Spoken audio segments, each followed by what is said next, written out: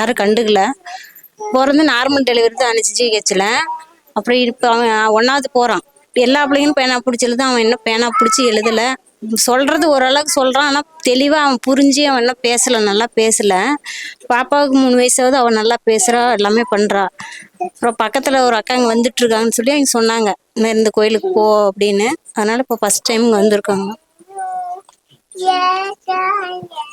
இப்ப இந்த குழந்தை பாத்தீங்கன்னா இப்பதான் முத பால் கொடுக்குறோம்.